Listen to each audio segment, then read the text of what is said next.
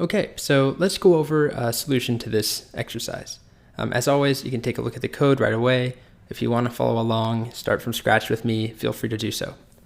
So the very first thing we have to do is make a new file. I'll call it Pokemon.html. Create our boilerplate, and let's fill in the title to match, which should be Pokemon chart. So we know this is going to have an h1 up top, and that h1 is just first gen Pokemon chart. And we know there's going to be a table, and that table is going to have a t head and a t body, which, just to refresh your memory, does not impact anything about how the table looks or behaves. It's purely about making our markup as semantic as possible, making it so that a search engine or a web crawler knows that this is the header right up here, and this is the body. So just a good idea, best practice. So next, we're going to add in our very top, the 4 headings.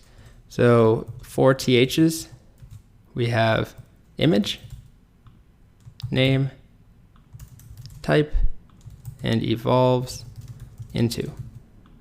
So let's go ahead and just check how this looks. All right, there's our table so far. The first thing we'll probably want to do is just to make it match what we had, we'll give it a border. Remember though, that we don't really want to be doing this later on in the class. So once we talk about CSS, we'll do all of the styling through CSS. This is just purely to make things visual for now. It's not a bad idea to know about it, but it is a bad idea really to do this professionally. Okay, so let's go take some of this data. I'm going to copy it down just to the bottom here and comment it all out. And then all I'm going to do is create my first row. So we'll start with Bulbasaur. So inside of t-body, we need a tr. Inside of that tr, we need 4 tds.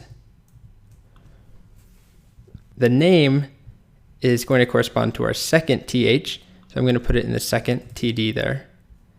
The image goes first, so I'm going to copy the image URL, and then I'm going to create an image tag and set the source equal to that URL inside of that td. If we wanted to, we might space it out a little bit like this. So we have, this doesn't impact anything, it's just purely aesthetic in our code so that we can see the relationships that this image is nested inside the TD. Then we've got name. Next we have type, which is grass and poison. And then lastly, we have another more complex one where we have an A tag. Remember, it needs to look like this, A tag that says Ivysaur. So that A tag, let's copy the link that it needs to go to. And then let's copy the name for that content. And then I'm going to go ahead and get rid of this. Oops, got rid of the comment as well. Get rid of that just so that we clean this up a bit. Let's refresh. And there's our first entry. Double check that it works. Click on Ivysaur. Great. Okay, so we're basically going to repeat the exact same process. And for the sake of time, I'm just going to copy this. So this whole row. And remember, you could do Control-C and paste it with Control-V or Command-C and Command-V, but also Sublime has this nice shortcut where you can select and hit Command-Shift-D, Command-Shift-D twice if we wanted to, and that will duplicate it twice. So now we've doubled that automatically, and we just need to go through and make some of the changes. So the first one, name is Charmander. The image URL,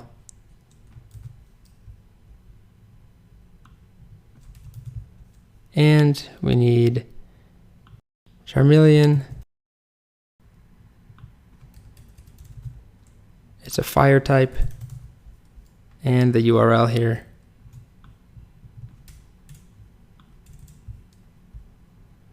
Paste it in. Let's check on that. So we should have 2 Bulbasaurs because we copy and pasted.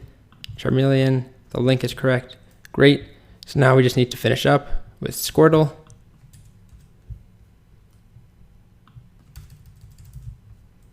the image, water. Let's go with the URL first of the link. Change the name, war turtle, and strength is water. All right, decent amount of copy and pasting there. There we go, make sure it all works. Great. Okay, so that's all we needed to do. Let's make sure they match. Looks good. Great. One small change I might make while I'm here, just a good lesson on this. I'll add a comment here just to clarify for you guys. So this first one is Bulbasaur.